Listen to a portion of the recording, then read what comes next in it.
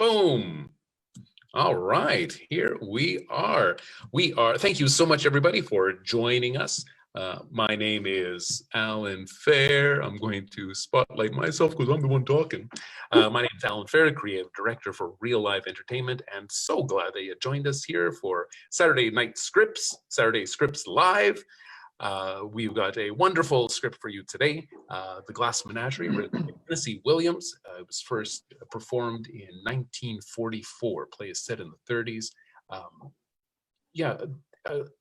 During that period, those times in the 40s, two of the biggest playwrights who were really making a name for themselves was Tennessee Williams. This was his first play that really earned him a lot of acclaim, and then also my man Arthur Miller, of course. Both of them writing some beautiful, beautiful, horrible tragedies. My favorite tragedy was one of my favorite tragedies would be Death of the Salesman, and then I read Glass Menagerie, which would have been written, I think, a little bit before. Need to double check on that. But the themes and the setting are so similar. It's all about these folks who've bought into the American dream that, gosh darn it, if you work hard enough, if you pull yourself up by the bootstraps, you can make it in this world and you can live the dream.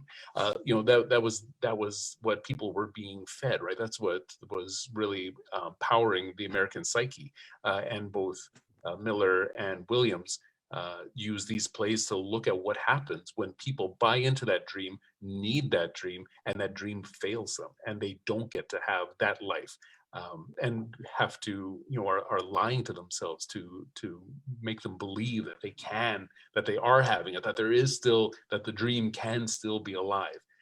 It's just so well written, really powerful, and looking forward to reading it with some really wonderful local talent. Kyle kind of counts now that he's in BC. We still love you, Kyle.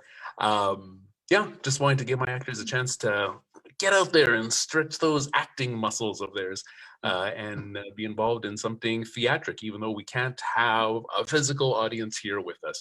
So thank you so much for joining us. Let us now begin. Tennessee Williams, The Glass Menagerie. And now I'm all fancy in my production here. Watch this.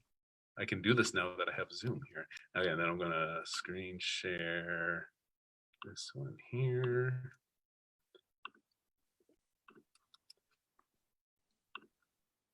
There we go. Okay, the play opens. Scene 1.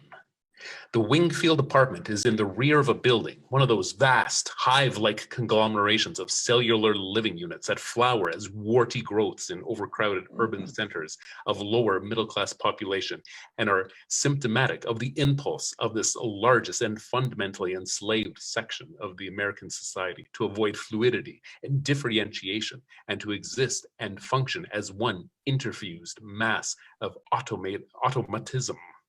The apartment faces an alley that is entered by the fire escape, a structure whose name is a touch of accidental poetic truth, for all of these huge buildings are always burning with the slow and implacable fires of human desperation.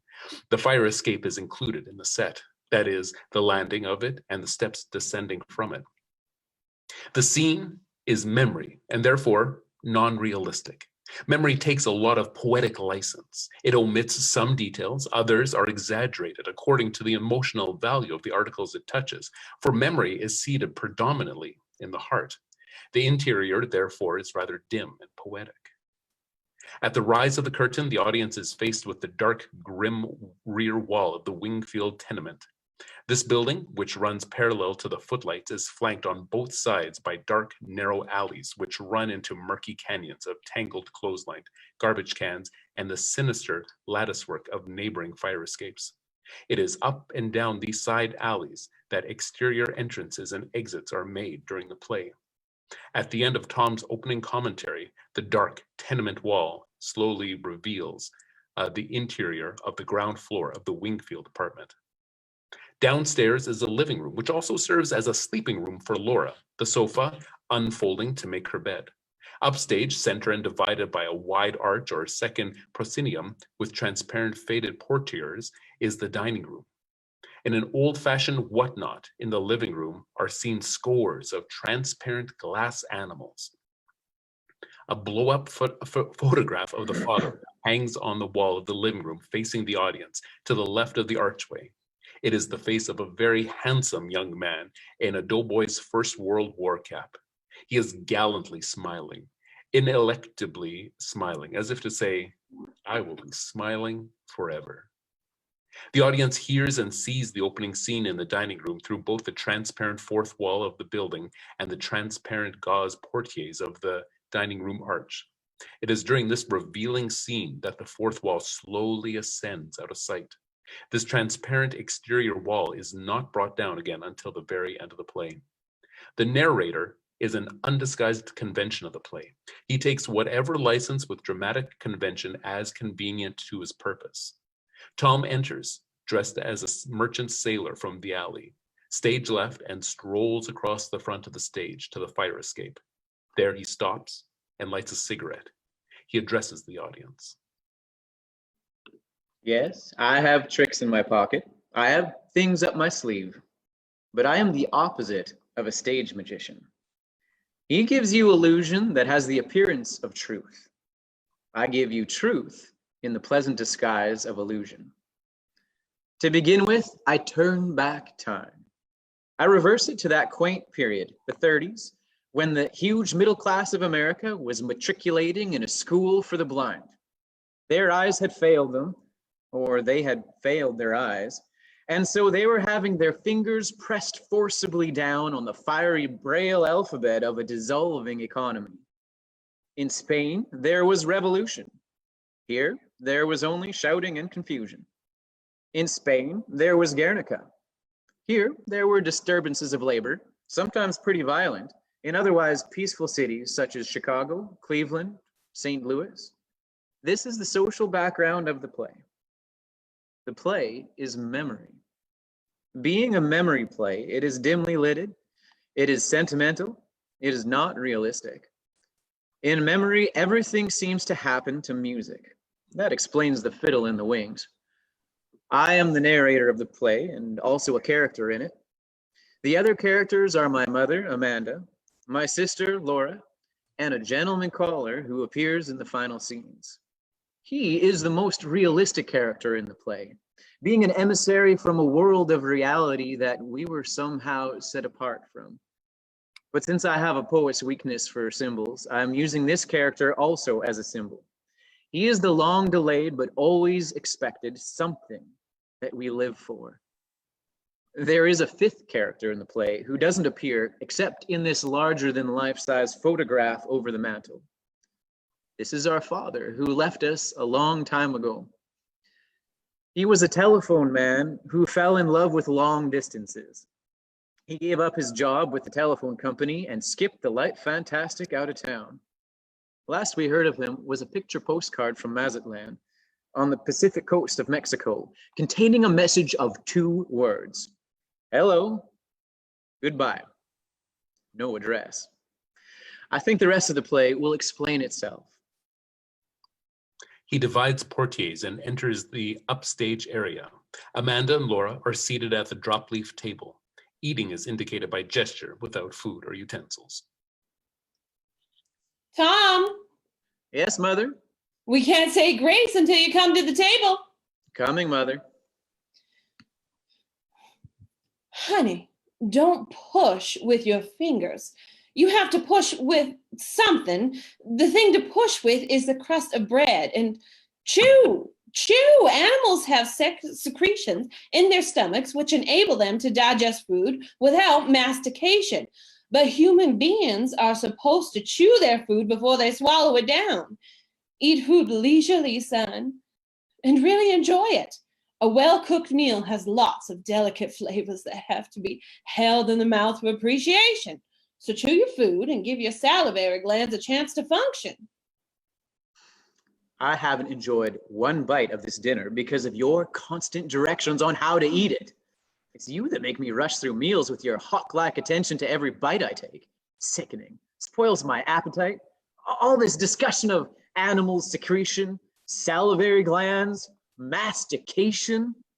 Temperament like a metropolitan star. You're not excused from the table. I'm getting a cigarette.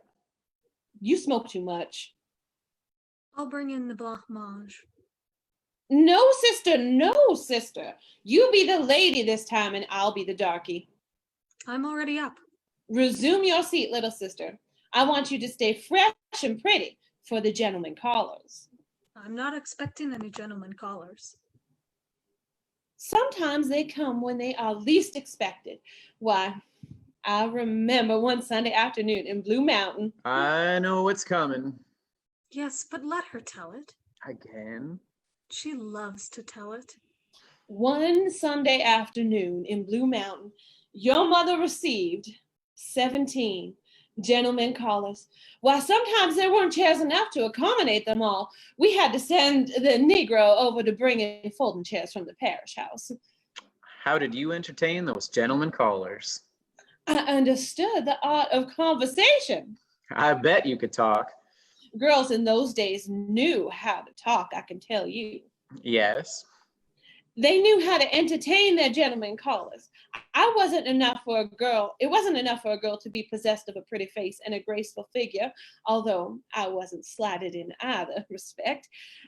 She also needed to have a nimble wit and a tongue to meet all occasions. So what did you talk about?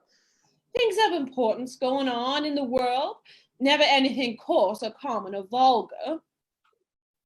My callers were gentlemen, all. Among my callers were some of the most prominent young planters of the Mississippi Delta, planters and sons of planters. There was young Champ Laughlin, who later became vice president of the Delta Planters Bank. Had the Stevenson, who drowned in Moon Lake and left his widow $150,000 in government bonds.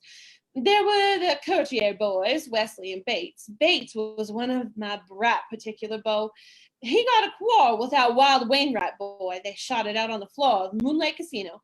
Bates was shot through the stomach, died in the ambulance on his way to Memphis. His widow, also well provided for, came into 8,000 or 10,000 acres, that's all. She married him on the rebound, never loved her, carried my picture on him the night he died. And there was that boy that every girl in the Delta had set her cap for, that beautiful, brilliant young Fitzhugh boy from Greene County. So what did he leave his widow? He never married. Gracious, you talk as though all of my old admirers had turned up their toes to the daisies. Isn't this the first you've mentioned that still survives? That Fitzhugh boy went north and made a fortune, come to be known as the Wolf of Wall Street. He had the Midas touch. Whatever he touched turned to gold. And I could have been Mrs. Duncan J. Fitzhugh, mind you, but I picked your father. Mother, let me clear the table. No, dear.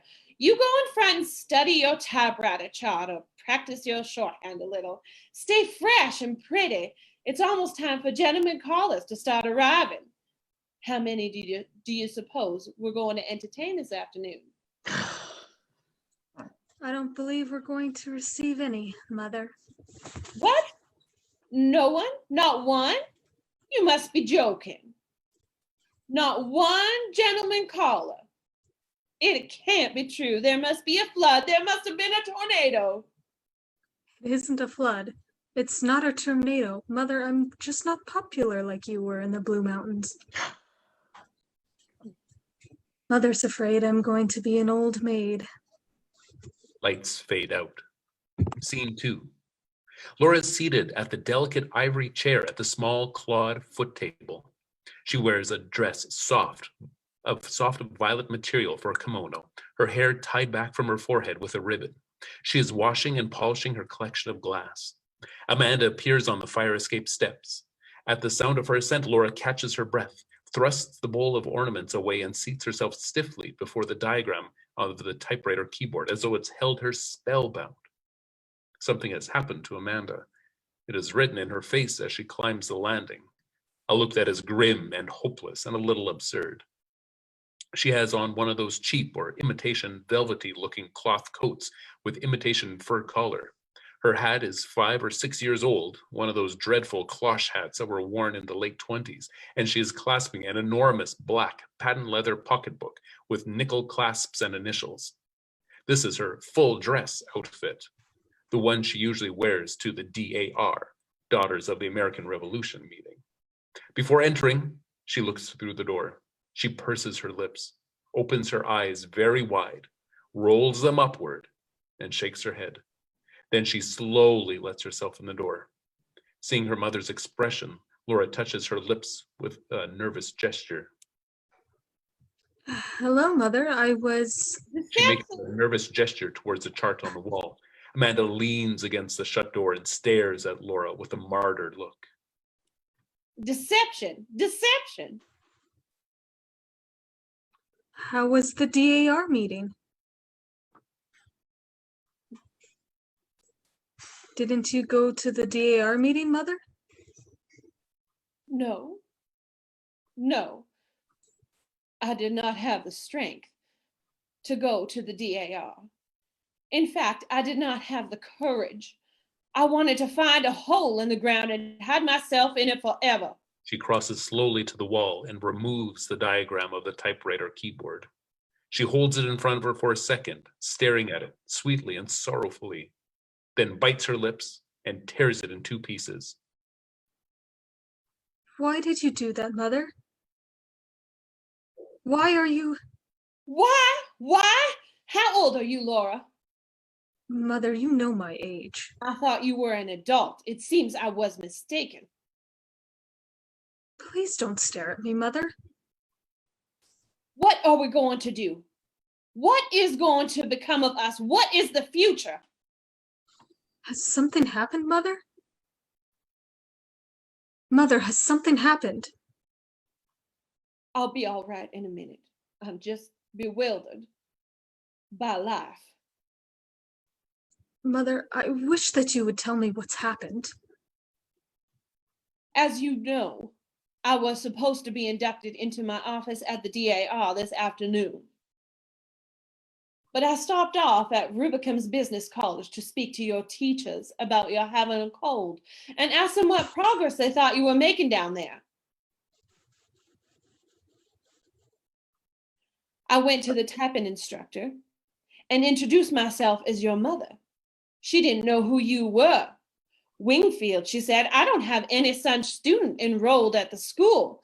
I assured her she did, that you had been going to classes since early in January. I wonder, she said, if you could be talking about that terribly shy little girl who dropped out of school after only a few days of attendance. No, I said, Laura, my daughter has been going to school every day for the past 6 weeks. Excuse me, she said. She took the attendance book out and there was your name unmistakably printed, and in the dates, all the dates you were absent until they decided that you had dropped out of school. I still said, no, there must have been some mistake. There must have been some mix-up in the records. And she said, no, I remember her perfectly now. Her hand shook that she couldn't hit the right keys. The first time we gave a speed test, she broke down completely, was sick at the stomach, and almost had to be carried into the washroom. After that morning, she never showed up anymore. We phoned the house, but never got any answer. Well, I was working at Famous and Bar, I suppose, demonstrating those. Oh, I felt so weak I could barely keep on my feet. I had to sit down while they got me a glass of water. $50 tuition, all of our plans, my hopes and ambitions for you, just gone up the spout, like that. Laura draws a long breath and gets awkwardly to her feet. She crosses to the Victrola and winds it. What are you doing? Oh. Laura, where have you been going when you've gone out pretending that you're going to business college? I've just been going out walking. That's not true. It is. I just went walking. Walking? Walking in the winter? Deliberately courting pneumonia in that light coat? Where did you walk to, Laura? All sorts of places, mostly in the park. Even after you'd started catching that cold?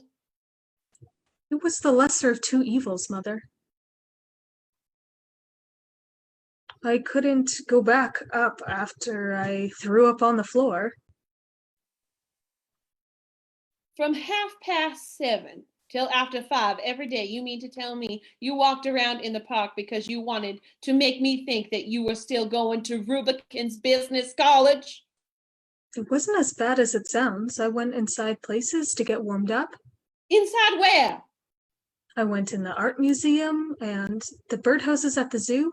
I visited the penguins every day.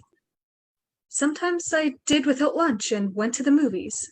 Lately, I've been spending most of my afternoon in the jewel box, that big glass house where they raise the tropical flowers. You did all this to deceive me, just for deception? Why? Mother, when you're disappointed, you get that awful suffering look on your face, like the picture of Jesus' mother in the museum. Hush. I couldn't face it. So what are we going to do the rest of our lives? Stay home and watch the parades go by? Amuse ourselves with the Glass Menagerie, darling? Eternally play those worn-out phonograph records your father left us as a painful reminder of him?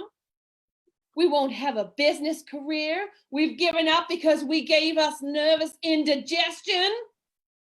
What is there left but dependency all our lives? I know so well what becomes of unmarried women who aren't prepared to occupy a position. I've seen such pitiful cases in the South, barely tolerated spinsters living upon the grudging patronage of sister's husband and brother's wife, stuck away in some little mousetrap of a room, encouraged by one in-law to visit another, like bird-like women without any nest, eating the crust of humility all their life. Is that the future that we've mapped out for ourselves? I swear it's the only alternative I can think of. It isn't a very pleasant alternative, is it? Of course, some girls do marry. Haven't you ever liked somebody? Yes, I liked one once. I came across his picture a while ago. He gave you his picture? No, it's in the yearbook. Oh, a high school boy. Yes, his name was Jim. Here he is, in the Pirates of Penzance. The what? The operetta the senior class put on. He had a wonderful voice, and we sat across the aisle from each other, Mondays, Wednesdays, and Fridays in the odd. Here he is, with the silver cup for debating. See his grin? He must have had a jolly disposition. He used to call me Blue Roses. Why did he call you such a name as that? When I had that attack of pleurosis, he asked me what was the matter when I came back. I said pleurosis. He thought that I said Blue Roses, so that's what he always called me. After that, whenever he saw me, he'd holler, "Hello, Blue Roses." I didn't care for the girl that he went out with, Emily Meisenbach. Emily was the best-dressed girl at Salden. She never struck me, though, as being sincere. It says in the personal section they're engaged. That's 6 years ago. They must be married by now. Girls that aren't cut out for business careers usually wind up married to some nice man. Sister, that's what you'll do. But Mother... Yes? I'm crippled. Nonsense! Laura, I've told you never to use that word. While you're not crippled, you just have a little defect, hardly noticeable even. When people have some slight disadvantage like that, they cultivate other things to make up for it. Develop charm and vivacity and charm. That's all you have to do. One thing your father had plenty of was charm. The lights fade out. Scene 3. After the fiasco at Rubicam's Business College, the idea of getting a gentleman caller for Laura began to play a more and more important part in Mother's calculations. It became an obsession.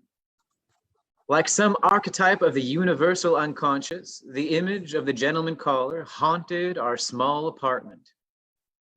An evening at home rarely passed without some allusion to this image. this specter, this hope. Even when he wasn't mentioned, his presence hung in Mother's preoccupied look and in my sister's frightened, apologetic manner, hung like a sentence passed upon the Wingfields. Mother was a woman of action as well as words. She began to take logical steps in the planned direction. Late that winter and in early spring, realizing that extra money would be needed to properly feather the nest and plume the bird, she conducted a vigorous campaign on the telephone, roping in subscribers to one of those magazines for matrons called The Homemaker's Companion, a type of journal that features the serialized sublimations of ladies of letters who think in terms of delicate, cup-like breasts, slim tapering waists, rich, creamy thighs, eyes like wood smoke in autumn, fingers that soothe and caress like strains of music, bodies as powerful as Etruscan sculpture. Ida Scott, this is Amanda Wingfield. We missed you at the DA Hall last Monday. I said to myself, she's probably suffering with that sinus condition. How is that sinus condition? Horrors. Heaven have mercy. You're a Christian martyr. Yes, that's what you are, a Christian martyr. Well, I just now happened to notice that your subscription to the Companion's about to expire. Just when that wonderful new serial by Bessie May Harper is getting off such an exciting start. Oh, honey, that's something you can't miss. You remember how Gone with the Wind took everybody by storm? You simply couldn't go out if you hadn't read it. All everybody talked was Scarlett O'Hara. Well, this is a book that critics already compared to Gone with the Wind. It's the Gone with the Wind of the post-World War generation. What? Burning. Oh, honey, don't let them burn. Go take a look in the oven and I'll hold the wire. Heavens, I think she's hung up. Lights go out. Before the stage is lighted, the violent voices of Tom and Amanda are heard. They're quarreling behind the portieres. In front of them stand Laura with clenched hands and a panicky expression. A clear pool of light is on her figure throughout this scene. What in Christ's name am I supposed to do? Expression not in my presence. Have you gone out of your senses? I have, that's true. Driven out. What is the matter with you? You big idiot. Look, I've got nothing. No single thing in my life here that I can call my own. Everything is... Stop that shouting! Yesterday, you confiscated my books. You had the nerve. I took that horrible novel back to the library. Yes, that hideous book by that insane Mr. Lawrence. I cannot control the output of diseased minds or people who cater to them, but I won't allow such filth brought into my house. No, no, no. House? Who pays rent on it? Who makes a slave of himself? Don't you dare to. No, I mustn't say things. I've got to just... Let me just tell you. I don't want to hear anymore. Amanda's hair is in metal curlers, and she wears a very old bathrobe, much too large for her slight figure, a relic of the faithless Mr. Wingfield. An upright typewriter and a wild disarray of manuscripts is on the drop-leaf table. The quarrel was probably precipitated by Amanda's interruption of his creative labor. A chair lying overthrown on the floor. Their gesticulating shadows are cast on the ceiling by the fiery glow. You will hear more. No, I won't hear more. I'm going out. You come right back in. Out. Come back here, Tom Wingfield. I'm not through talking to you. Oh, go straight. Tom? You're going to listen, and no more insolence from you. I'm at the end of my patience. What do you think I'm at? Aren't I supposed to have any patience to reach the end of, Mother? I know. It seems unimportant to you what I'm doing, what I want to do, having little difference between them. You don't think I think you've been doing things that you're ashamed of, That's why you act like this. I don't believe that you go every night to the movies. Nobody goes to the movies night after night. Nobody in their right minds goes to the movies as often as you pretend to. People don't go to the movies at nearly midnight, and movies don't let out at 2 a.m. Coming stumbling, muttering to yourself like a maniac. You get 3 hours sleep and then go to work. Oh, I can just picture the way you're going down there, moping and doping because you're in no condition. No, I'm in no condition.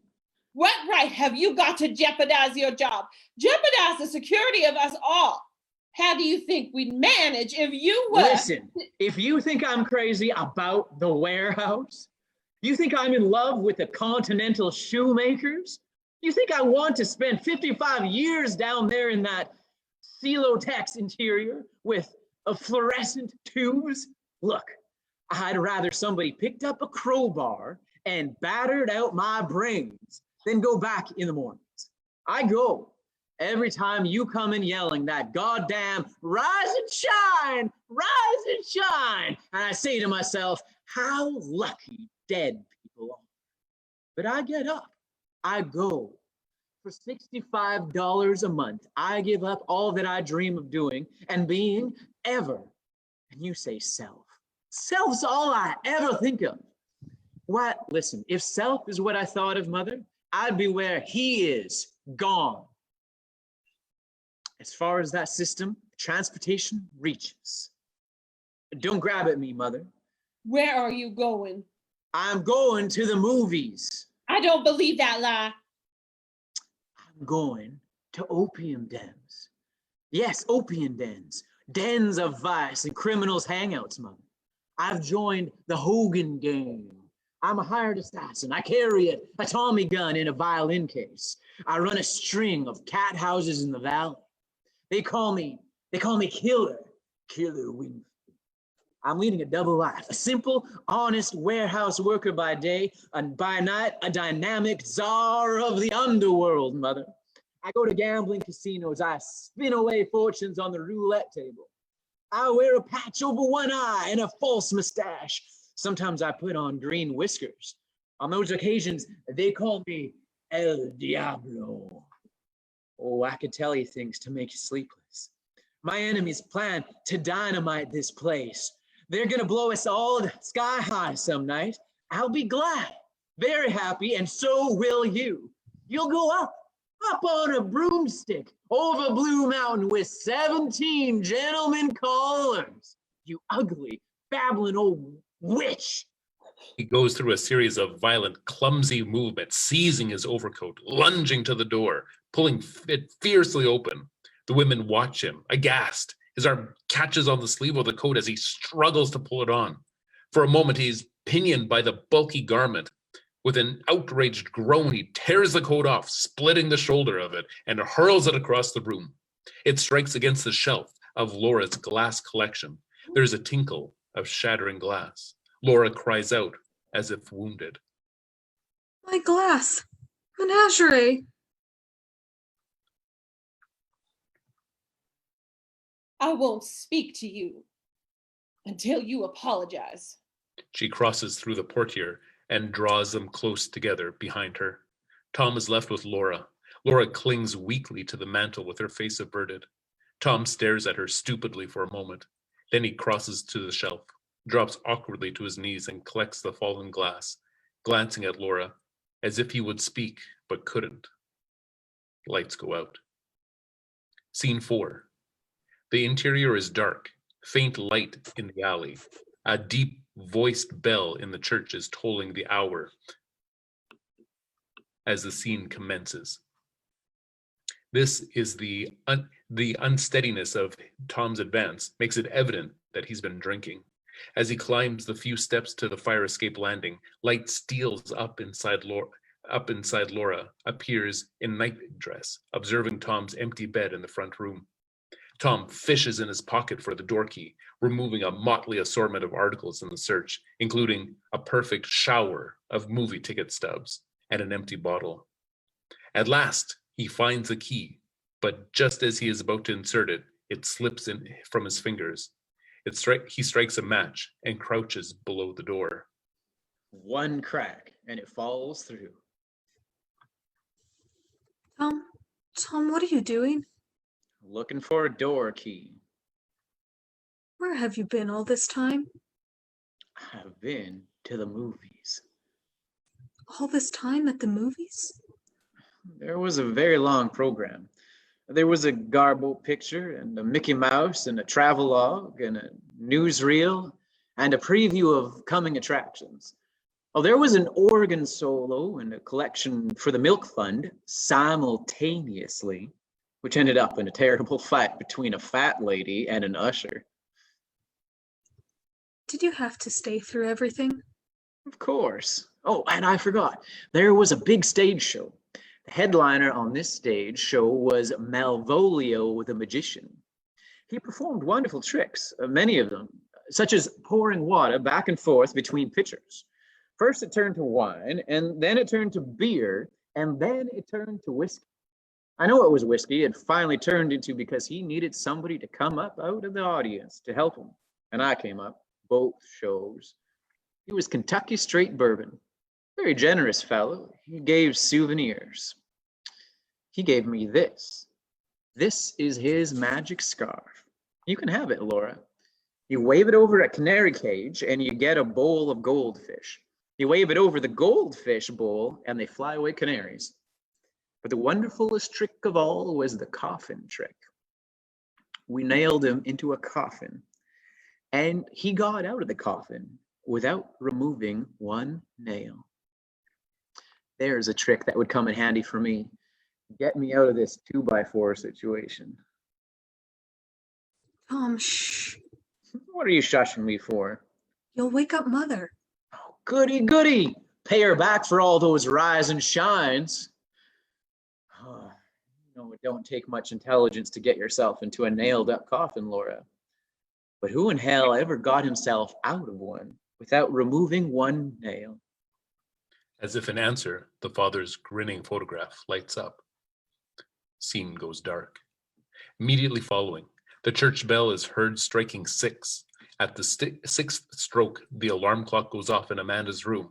And after a few moments, we hear her calling, "Rise and shine, rise and shine. Laura, go tell your brother to rise and shine." I'll rise, but I won't shine. Laura, tell your brother his coffee is ready. Tom, it's nearly 7. Don't make Mother nervous. Tom, speak to Mother this morning. Make up with her. Apologize. Speak to her. She won't to me. It's her that started not speaking. If you just say sorry, she'll start speaking.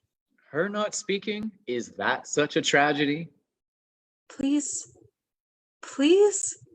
Laura, are you going to do what I asked you to do? Or do I have to get dressed and go out myself? Going. Soon as I get my coat.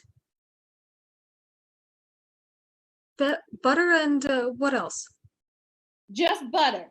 Tell them to charge it. Mother, they make such faces when I do that. Sticks and stones can break our bones, but the expression on Mr. Garfunkel's face won't harm us. Tell your brother his coffee is getting cold.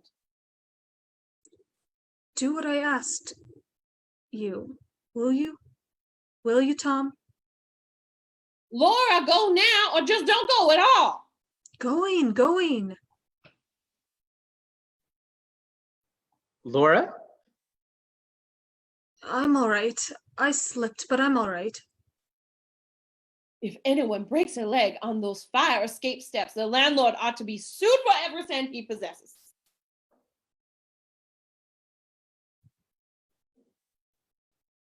Tom glances sheepishly but sullenly at her averted figure and slumps at the table. The coffee is scalding hot. He sips it and gasps and spits it back into his cup. At his gasp, Amanda catches her breath and half turns, then catches herself, turns back to the window. Tom blows on his coffee, glancing sideways at his mother. She clears her throat. Tom clears his. She starts to rise, sinks back down, scratches his head, clears his throat again. Amanda coughs. Tom raises his cup in both hands and blows on it, his eyes staring over the rim of it at his mother for several moments. Then he slowly sets the cup down and awkwardly and hesitantly rises from the chair. Mother, I apologize, Mother. I'm sorry for what I said, for everything that I said. I didn't mean it. My devotion has made me a witch, and so I make myself hateful to my children. No, you don't. I worry so much. Don't sleep. It makes me nervous. I understand that. I've had to put up a solitary battle all these years. But you're my right-hand bower. Don't fall down. Don't fail. I try, Mother. Try and you will succeed. Why,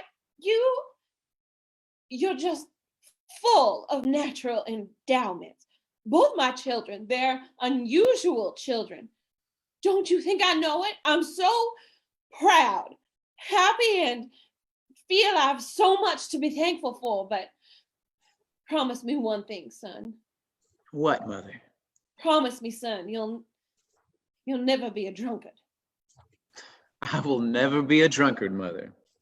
That's what's frightened me so, that you'd be drinking. Eat a bowl of Purina. Just a coffee, Mother. Shredded wheat biscuit? No, Mother, just coffee. You can't put in a day's work on an empty stomach. You got 10 minutes.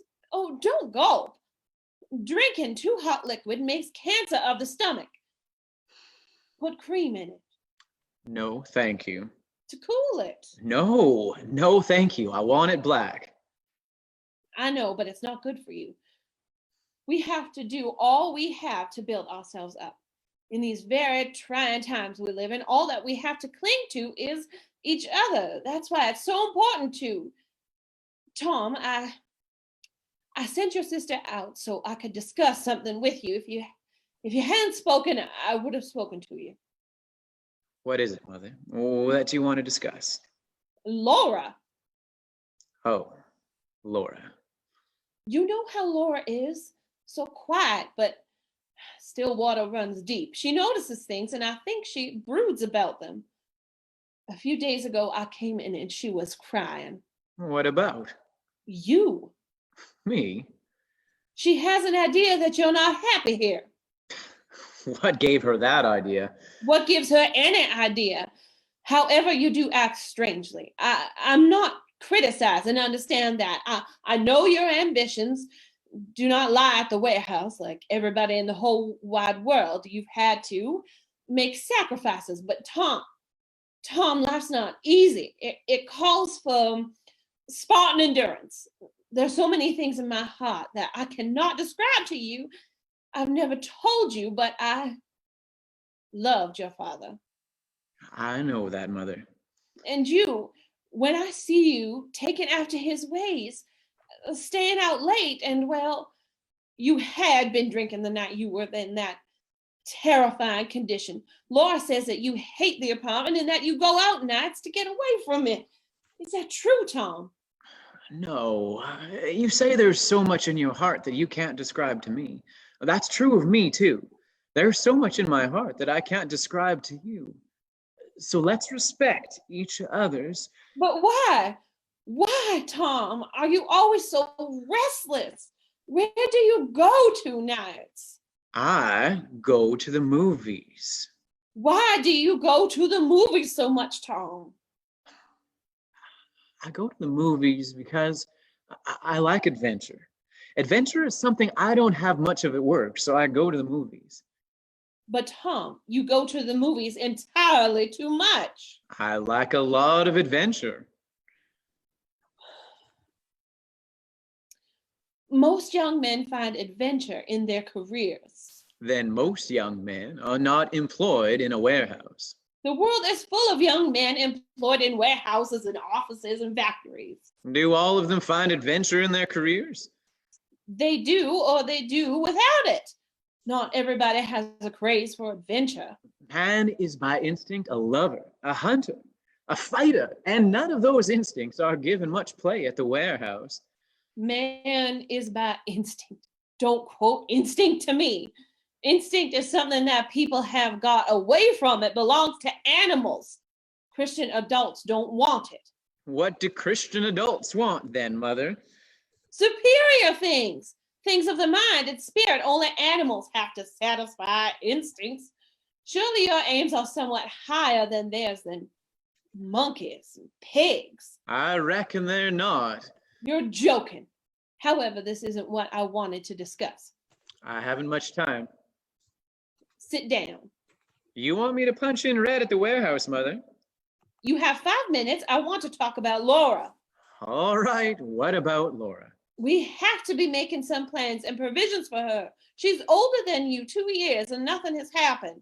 She just drifts along doing nothing. It frightens me terribly how she just drifts along. I guess she's the type that people call homegirls. There's no such type, and if there is, it's a pity. That is unless the home is hers with a husband. What? Oh, I see the handwriting on the wall as plain as I see the nose on my face. It's terrifying. More and more you remind me of your father. He was out of all hours without explanation and then left. Goodbye. And me with the bag to hold. And I saw that letter you got from the merchant marine. I know what you're dreaming of. I'm not standing here blindfolded. Very well then. Then do it. But not till somebody's to take your place. What do you mean? I mean that as soon as Laura has got somebody to take care of her, married, a home of her own, independent, why, then you'll be free to go wherever you please. On land, on sea, whichever way the wind blows you. But until that time, you've got to look out for your sister. I don't say me because I'm old and don't matter. I say for your sister because she's young and dependent. I put her in business college, a dismal failure. Frightened her so that made her sick in the stomach. I took her over to the young people's leave at the church. Another fiasco. She spoke to nobody. Nobody spoke to her. Now all she does is fool with those pieces of glass and play out worn-out records. What kind of life is that for a girl to lead? Well, what can I do about it? Overcome selfishness. Self. Is that all you ever think of? Tom springs up and crosses to get his coat. It is ugly and bulky. He pulls on a cap with earmuffs. Where is your muffler? Put on your wool muffler. He snatches it angrily from the closet and tosses it around his neck and pulls both ends tight. Tom, I haven't said what I had in mind to ask you. I'm too late. Down at the warehouse, aren't there some nice young men? No. There must be some. Mother. Find out one that's clean living, doesn't drink, and ask him out for sister. What? For sister, to meet, get acquainted. Oh my gosh. Will you? Will you? Will you? Will you, dear? Yes. Ella Conrad? This is Amanda Wingfield. How are you, honey? How is that kidney condition? Horrors. Oh, you're a Christian martyr. Yes, honey, that's what you are, a Christian martyr. Well, I just now happen to notice in my little red book that your subscription to the companion has just run out. I know that you wouldn't want to miss out on the wonderful serial starting in this new issue. It's by Bessie Mae Harper, the first thing she's written since Honeymoon for Three. Wasn't that strange and interesting story? Well, this one is even lovelier. I believe it has a sophisticated society background. It's all about the horses set on Long Island. The scene fades out. Scene 5. It's early dusk of a spring evening. Supper has just been finished in the Wingfield apartment. Amanda and Laura, in light-colored dresses, are removing dishes from the table in the upstage area, which is shadowy. Their movements are formalized, almost as a dance or ritual, their moving forms as pale and silent as moths. Tom, in white shirt and trousers, rises up from the table and crosses towards the fire escape. Son, will you do me a favor? What? Comb your hair. You look so pretty when your hair is combed. There's only one respect in which I would like you to emulate your father. And what respect is that? The care he always took of his appearance. He never allowed himself to look untidy. Where are you going? I'm going out to smoke. You smoke too much. A pack a day of 15 cents a pack. How much would that amount to in a month? 30 times 15 is how much, Tom? Figure it out, and you will be absolutely astounded at what you could save. Enough to give you a night school course and counting at Washington U. Just think what a wonderful thing that would be for you, son. I'd rather smoke. I know. That's the tragedy of it. Across the alley from us was the Paradise Dance Hall. On evenings in spring, the windows and doors were open and the music came outdoors. Sometimes the lights were turned out except for a large glass sphere that hung from the ceiling. It would turn slowly about and filter the dusk with delicate rainbow colors. Then the orchestra played a waltz or a tango, something that had a slow and sensuous rhythm. Couples would come outside to the relative privacy of the alley. You could see them kissing behind ash pits and telephone poles. This was the compensation for lives that passed like mine, without any change or adventure. Adventure and change were imminent in this year. They were waiting around the corner for all these kids, suspended in the mist over Bergstragarden, caught in the folds of Chamberlain's umbrella. In Spain, there was Guernica. But here, there was only hot swing music and liquor, dance halls, bars, and movies, and sex that hung in the gloom like a chandelier and flooded the world with brief, deceptive rainbows. All the world was waiting for bombardments. The fire escape landing's a poor excuse for a porch. What are you looking at? The moon. Is there a moon this evening? It's rising over Garfinkel's delicatessen. So it is. A little silver slipper of a moon. Have you made a wish on it yet? Mm-hmm. What did you wish for? Oh, that's a secret. A secret, huh? Well, I won't tell you mine either. I will just be as mysterious as you. I bet I can guess what yours is. Is my head so transparent? You're not a sphinx. No, I don't have secrets. I'll tell you what I wish for on the moon. Success and happiness for my precious children. I wish for that whenever there's a moon. And when there isn't a moon, I wish for it too. I thought perhaps you wished for a gentleman caller. Why do you say that? Don't you remember asking me to fetch one? I remember suggesting that it would be nice for your sister if you brought home some nice young man from the warehouse. I think that I've made that suggestion more than once. Yes, you have made it repeatedly. Well? We are going to have one. What? A gentleman caller. You mean you have asked some nice young man to come over? Yep, I've asked him to dinner. You really did? I did. You did? And did he accept? He did. Well. That's lovely. I thought you would be pleased. It's definite then. Very definite. Soon? Very soon. For heaven's sake, stop putting on and tell me some things, will you? What things do you want me to tell you? Naturally, I would like to know when he's coming. He's coming tomorrow. Tomorrow? Yep, tomorrow. But Tom! Yes, Mother? Tomorrow gives me no time. Time for what? Preparations. Why don't you phone me at once as soon as you asked him the minute that he accepted? Then don't you see I could have been getting ready? You don't have to make any fuss. Oh, Tom, of course I have to make a fuss. I want things nice, not sloppy, not thrown together.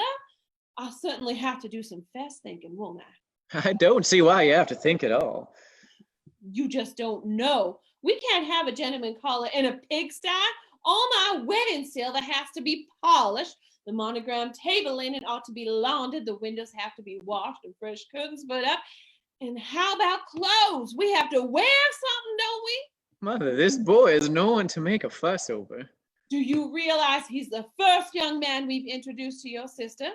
It's terrible, dreadful, disgraceful that their poor little sister has never received a single gentleman caller. Tom, come inside. What for? I want to ask you some things. If you're gonna make a fuss, I'll call it off. I'll tell him not to come.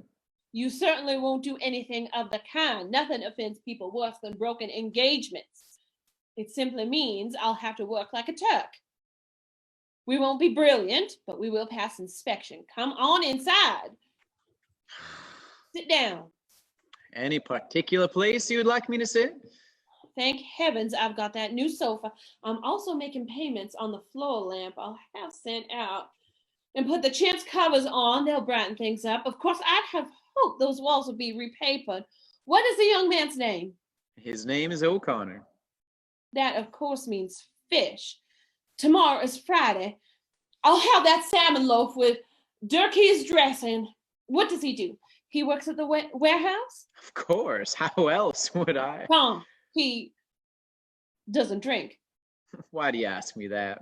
Your father did. Don't get started on that. He does drink then. Not that I know of. Make sure, be certain. The last thing I want for my daughter is a boy who drinks. Aren't you being a little premature? Mr. O'Connor has not yet appeared on the scene. But will tomorrow to meet your sister. And what do I know about his character? Nothing. Old maids are better off than wives of drunkards. Oh my God. Be still. Lots of fellows meet girls whom they don't marry. Oh, talk sensibly, Tom. And don't be sarcastic. What are you doing? I'm brushing that cowlick down. What is this young man's position at the warehouse? This young man's position is that of a shipping clerk, Mother. Sounds to me like a fairly reasonable job. The sort of job you would be in if you just had more get-up. What is the salary? Have you any idea? I would judge it to be approximately $85 a month. Well, not princely, but 20 more than I make. yes, how well I know. But for a family man, $85 a month is not much more than you can just get by on. Yes, but Mr. O'Connor is not a family man. He might be, mightn't he? Sometime in the future. I see. Plans and provisions. You are the only young man that I know of who ignores the fact that the future becomes the present the past, and the past turns into everlasting regret if you don't plan for it. I will think that over and see what I can make of it. Don't be supercilious with your mother. Tell me more about this, what do you call him? James D. O'Connor. The D is for Delaney. Irish, on both sides, gracious, and doesn't drink. Shall I call him up and ask him right this minute? The only way to find out about those things is to make discreet inquiries at the proper moment. When I was a girl in Blue Mountain and it was suspected that a young man drank, the girl whose attentions he had been receiving, if any girl was, would sometimes speak to the minister of the church, or rather her father would, if her father was living, and sort of feel him out on the young man's character. That's the way such things are discreetly handled to keep a young woman from making a tragic mistake. Then how did you happen to make a tragic mistake? That innocent look of your father's had everyone fooled. He smiled. The world was enchanted. No girl can do worse than put herself at the mercy of a handsome appearance. I hope that Mr. O'Connor is not too good looking. No, he's not too good looking. He's covered with freckles and hasn't much of a nose. He's not right down homely, though. Not right down homely, just medium homely, I'd say. Character's what to look for in a man. That's what I've always said, Mother. You've never said anything of the kind, and I suspect you would never give it a thought. Don't be so suspicious of me. At least I hope he's the type that's up and coming. I think he really goes in for self-improvement. What reason have you to think so? He goes to night school. Splendid. What does he do? I mean, study. Radio engineering and public speaking. Then he has visions of being advanced in the world. Any young man who studies public speaking is aiming to have an executive job someday in radio engineering, a thing for the future. Both of these facts are very illuminating. Those are the sort of things that a mother should know concerning any young man who comes to call on her daughter, seriously or not. One little warning. He doesn't know about Laura. I didn't let on that we had a dark, ulterior motive. I just said, why don't you come and have dinner with us? He said, okay. And that was the whole conversation. I bet it was. You're eloquent as an oyster. However, he'll know about Laura when he gets here, when he sees how lovely and sweet and pretty she is. He'll thank his lucky stars he was asked to dinner. Mother, you mustn't expect too much of Laura. What do you mean? Laura seems all those things to you and me because she's ours and we love her.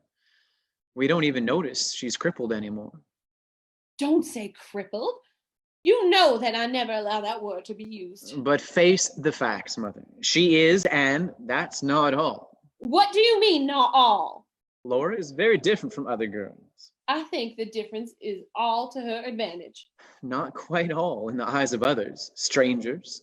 She's terribly shy and lives in a world of her own, and those things make her seem a little peculiar to people outside the house. Don't say peculiar. Face the facts. She is. In what way is she peculiar, may I ask? She lives in a world of her own, a world of little glass ornaments, Mother. She plays old phonograph records, and that's about all.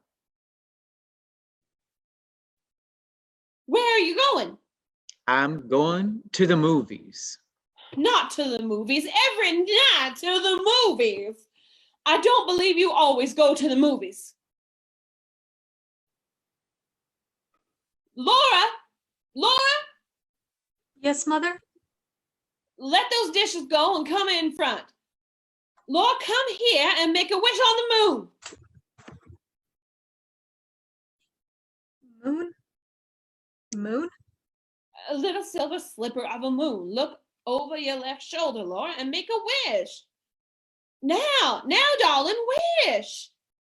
What shall I wish for, Mother? Happiness, good fortune. The lights dim. Scene 6. And so the following evening, I brought Jim home to dinner. I had known Jim slightly in high school. In high school, Jim was a hero. He had tremendous Irish good nature and vitality with a scrubbed and polished look of white chinaware. He seemed to move in a continual spotlight. He was a star in basketball, captain of the debating club, president of the senior class and the glee club, and he sang the male lead in the annual light operas. He was always running or bounding, never just walking. He seemed always at the point of defeating the law of gravity. He was shooting with such velocity through his adolescence that you would logically expect him to arrive at nothing short of the White House by the time he was 30. But Jim apparently ran into more interference after his graduation from Solden. His speed had definitely slowed. 6 years after he left high school, he was holding a job that wasn't much better than mine. He was the only one at the warehouse with whom I was on friendly terms. I was valuable to him as someone who could remember his former glory, who had seen him win basketball games and the Silver Cup in debating. He knew of my secret practice of retiring to the cabinet of the washroom to work on poems when business was slack in the warehouse. He called me Shakespeare. And while the other boys in the warehouse regarded me with suspicious hostility, Jim took a humorous attitude toward me. Gradually, his attitude affected the others. Their hostility wore off, and they also began to smile at me as people smile at an oddly fashioned dog who trots across their path at some distance. I knew that Jim and Laura had known each other at Solden, and I had heard Laura speak admiringly of his voice. I didn't know if Jim remembered her or not. In high school, Laura had been as unobtrusive as Jim had been astonishing. If he did remember Laura, it was not as my sister, for when I asked him to dinner, he grinned and said, "You know, Shakespeare, I never thought of you as having folks." He was about to discover that I did. Friday evening. It's about 5 o'clock of a late spring evening, which comes scattering poems in the sky. A delicate lemony light is in the Wingfield apartment. Amanda has worked like a Turk in preparation for the gentleman caller. The results are astonishing. The new floor lamp with its rose silk shade is in place. A colored paper lantern conceals the broken light fixture in the ceiling. New billowing white curtains are at the windows. Chintz covers are on the chairs and sofa. A pair of new sofa pillows make their initial appearance. Open boxes and tissue paper are scattered on the floor. Laura stands in the middle with lifted arms while Amanda crouches before her, adjusting the hem of the new dress, devout and ritualistic. The dress is colored and designed by memory. The arrangement of Laura's hair is changed. It's softer, more becoming. A fragile, unearthly prettiness has come out in Laura. She is like a piece of translucent glass touched by light, given a momentary radiance, not actual, not lasting. Why are you trembling? Mother, you've made me so nervous. How have I made you nervous? By all this fuss. You make it seem so important. I don't understand you, Laura. You couldn't be satisfied with just sitting home, and yet whenever I try to arrange something for you, you seem to resist it. Now take a look at yourself. No, wait, just a moment. I have an idea. What is it now? Amanda produces 2 powder puffs, which she wraps in handkerchiefs and stuffs in Laura's bosom. Mother, what are you doing? They call them gay deceivers. I won't wear them. You will. Why should I? Because, to be painfully honest, your chest is flat. You make it seem like we were setting a trap. All pretty girls are a trap, a pretty trap, and men expect them to be. Now look at yourself, young lady. This is the prettiest you will ever be. I've got to fix myself now. You're going to be surprised by your mother's appearance.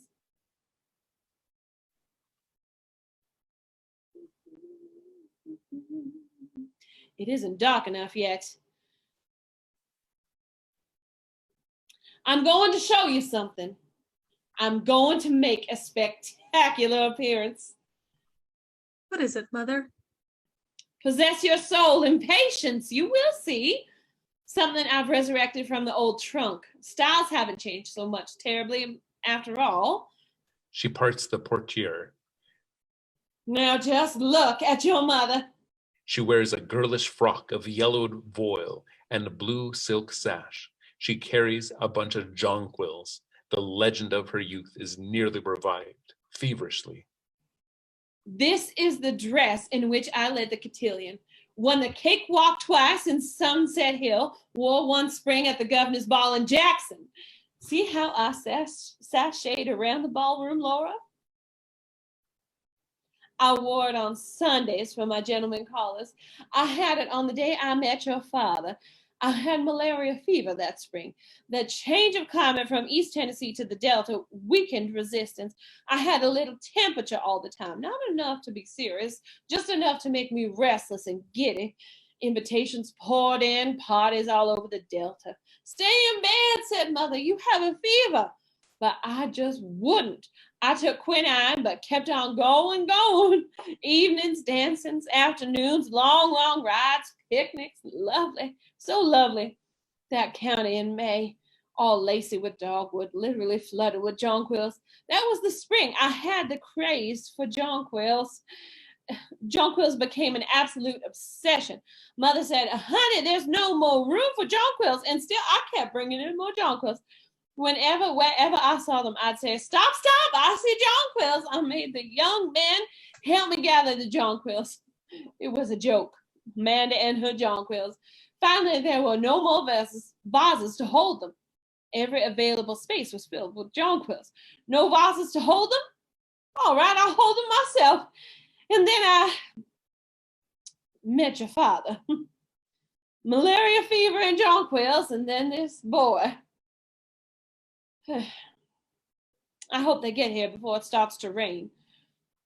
I gave your brother a little extra change so he and Mr. O'Connor could take the service car home. What do you say his name was? O'Connor. What is his first name? I don't remember. Oh, yes, I do. It was Jim.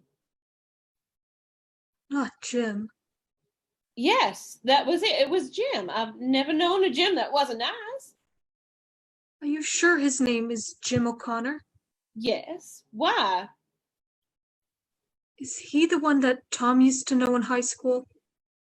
He didn't say so. I think he just got to know him at the warehouse.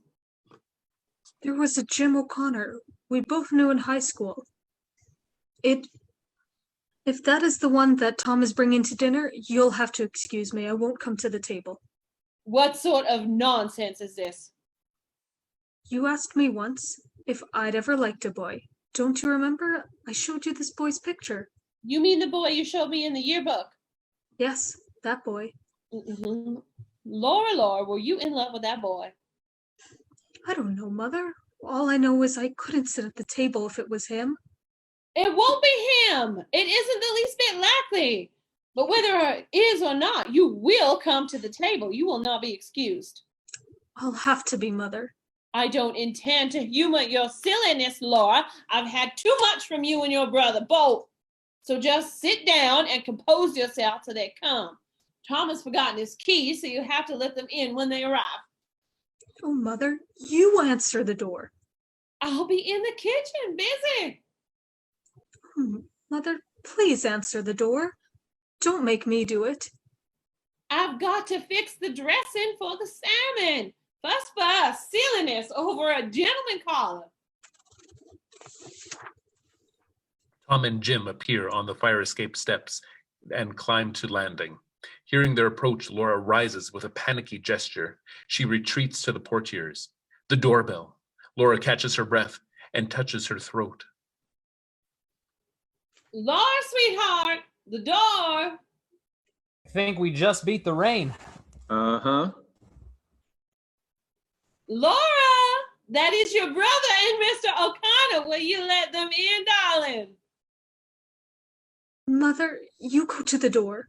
Amanda steps out of kitchenette and stares furiously at Laura. She points imperiously at the door. Please, please. What is the matter with you, you silly thing? Please, you answer it. Please. I told you I wasn't going to humor you, Laura. Why have you chosen this moment to lose your mind? Please, please, please, you go. You'll have to go to the door because I can't. I can't either. Why? I'm sick. I'm sick, too, of your nonsense. Why can't you and your brother be normal people? Fantastic whims and behavior. Preposterous goings on. Can you give me one reason? Coming! Just 1 second. Why you should be afraid to open the door. Now you answer it, Laura. Oh. Laura Wingfield, you march right to that door. Yes, Mother. A faraway, scratchy rendition of Darnella softens the air and gives her strength to move through it. She slips to the door and draws it cautiously open. Tom enters with the caller, Jim O'Connor. Laura, this is Jim. Jim, this is my sister, Laura. I didn't know that Shakespeare had a sister.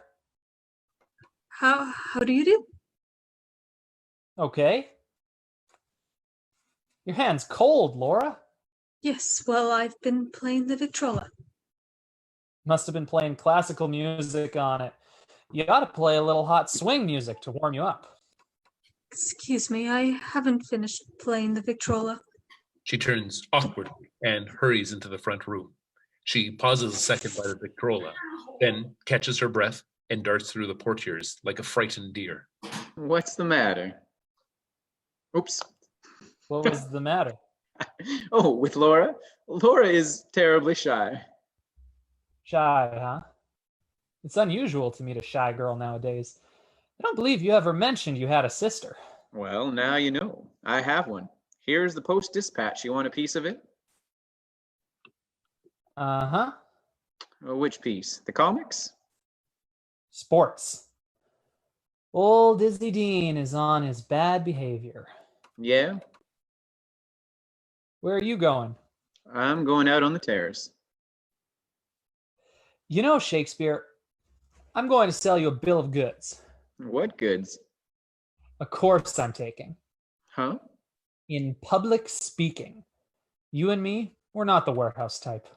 Thanks, that's good news. Well, what has public speaking got to do with it? It fits you for executive positions. Oh, I tell you, it's done a hell of a lot for me. in what respect? In every. Ask yourself, what is the difference between you and me and men in the office down front? Brains? No. Ability? No. Then what? Just one little thing. What is that one little thing? Primarily, it amounts to social poise, being able to square up to people and hold your own on any social level. Tom, Yes, Mother. is that you and Mr. O'Connor? Yes, Mother. Well, you just make yourselves comfortable in there. Yes, Mother. Ask Mr. O'Connor if he would like to wash his hands. No, thank you. I took care of that at the warehouse. Tom, Yes. Mr. Mendoza was speaking to me about you. Favorably? What do you think? Well, You're going to be out of a job if you don't wake up. I am waking up. Guess what? You show no signs. The signs are interior. I'm planning to change.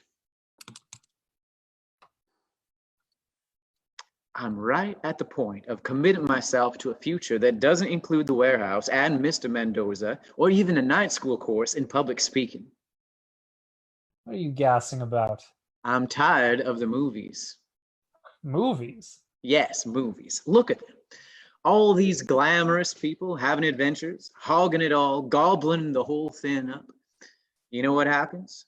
People go to the movies instead of moving. Hollywood characters are supposed to have all the adventures for everybody in America. Well, everybody in America sits in a dark room and watches them have them. Yes, until there's a war. That's when adventure becomes available to the masses. Everyone's dish, not only Gable's. Then the people in the dark room come out of the dark room to have some adventures themselves. Goody, goody. It's our turn now to go to the South Sea Island, to make a safari, to be exotic, far off. But I'm not that patient. I don't want to wait till then. I'm tired of movies, and I'm about to move. Move. Yes, When? soon. Where? Where? I'm starting to boil inside. I know I seem dreamy, but inside, well, I'm boiling. Whenever I pick up a shoe, I shudder a little, thinking how short life is and what I am doing. Whatever that means, I don't know. It doesn't mean shoes, except it's something to wear on travelers' feet. Look, What? I'm a member. The Union of Merchant Seamen. I paid my dues this month instead of the light bill. You will regret it when they turn the lights off. I won't be here. How about your mother? I'm like my father, the bastard son of a bastard. See how he grins? He's been absent going on 16 years. You're just talking, you drip. How does your mother feel about it? No, shh. Here comes Mother. Mother is not acquainted with my plans. Where are you all? On the terrace, Mother. They start inside. She advances to them. Tom is distinctly shocked at her appearance. Even Jim blinks a little. He is making his first contact with this girlish southern vivacity, and in spite of the night school course in public speaking, is somewhat thrown off the beam by her unexpected outlay of social charm. Certain responses are attempted by Jim, but are swept aside by Amanda's gay laughter and chatter. Tom is embarrassed, but after first shock, Jim reacts very warmly, grins and chuckles, is altogether won over. Well, so this is Mr. O'Connor. Introductions entirely unnecessary. I've heard so much about you from my boy. I finally said to him, Tom, good gracious, why don't you bring this paragon to supper? I'd like to meet this nice young man at the warehouse instead of just hearing him sing your praises so much. I don't know why my son is so standoffish. That's not Southern behavior. Let's sit down. I think we could stand a little more air in here. Tom, leave the door open. I felt a nice fresh breeze a moment ago. Where has it gone to? So warm already, and not quite summer, even. We're going to burn up when summer really gets started. However, we're having a very light supper. I think that light things are better for this time of year. The same as light clothes. Light clothes and light food are what warm weather calls for. You know, our blood gets so thick during the winter, it takes a while for us to adjust ourselves when the season changes. It's come so quick this year, I wasn't prepared. All of a sudden, heaven's already summer. I ran to the trunk, pulled out the light dress, terribly old, historical almost, but feels so good and cool, you know? Mother, Yes, honey. how about supper? Honey, go ask sister if supper is ready. You know that sister is in full charge of supper. Tell her you hungry boys are waiting for it. Have you met Laura? She Let you in? Oh, good, you've met already. It's rare for a girl as sweet and pretty as Laura to be so domestic. But Laura is, thank heavens, not only pretty, but also very domestic.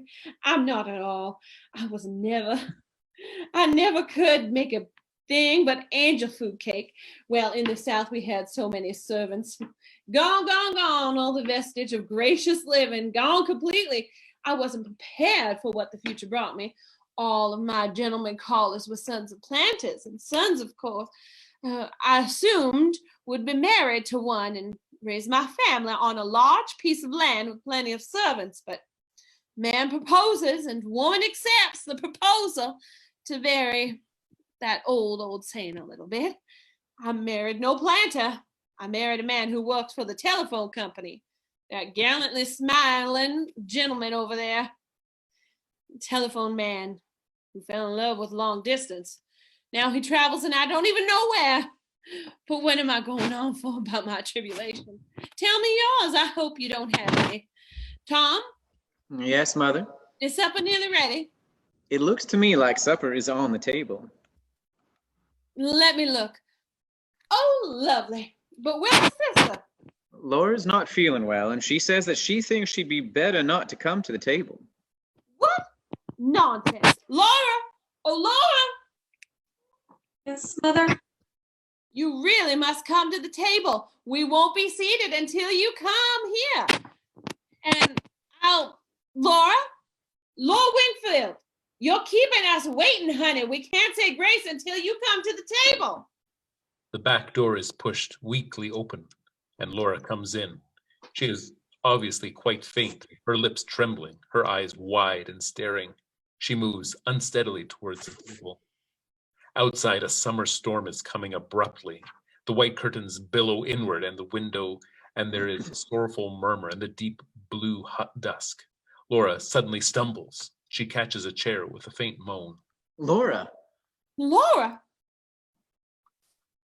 Why, Laura, you are sick, darling. Tom, help your sister into the living room, dear. Sit in the living room, Laura. Rest on the sofa. Well, standing over the hot stove made her ill. I told her that was just too warm this evening, but is Laura all right now? Yes? What is that? Rain? A nice cool rain has come up. I think we may have grace now. Tom, honey, you say grace. Oh, for these and all thy mercies, God's holy name be praised. The lights go out. Scene 7. Half an hour later, dinner is just being finished in the upstage area, which is concealed by the drawn portieres.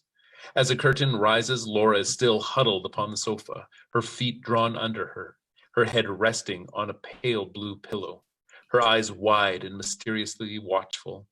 The new floor lamp with its shade of rose-colored silk gives a soft, becoming light to her face, bringing out the fragile, unearthly prettiness which usually escapes attention. There is a steady murmur of rain, but it is slacking, and stops soon after the scene begins. The air outside becomes pale and luminous as the moon breaks out. A moment after the curtain rises, the lights in both rooms flicker and go out. Hey there, Mr. Lightbulb. Where was Moses when the lights went out? Do you know the answer to that one, Mr. O'Connor? No, ma'am. What's the answer? In the dark. Everybody sit still. I'll light the candles.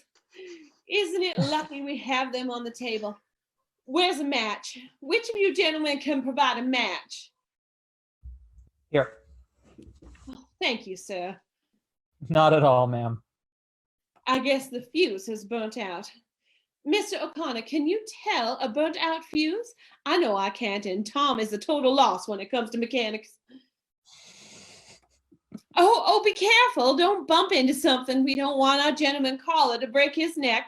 Now, wouldn't that be a fine how-to-do? Where is the fuse box? Right here, next to the stove. Can you see anything? Just a minute.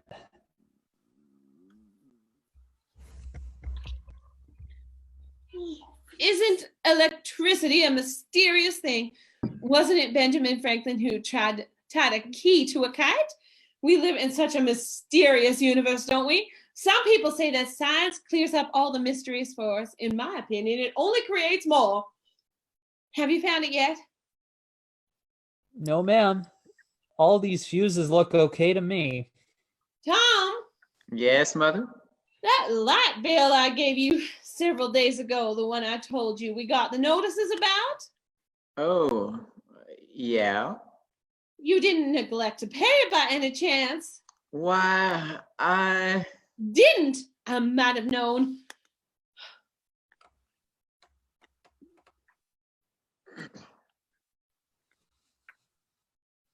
I might have known better than to trust him with it.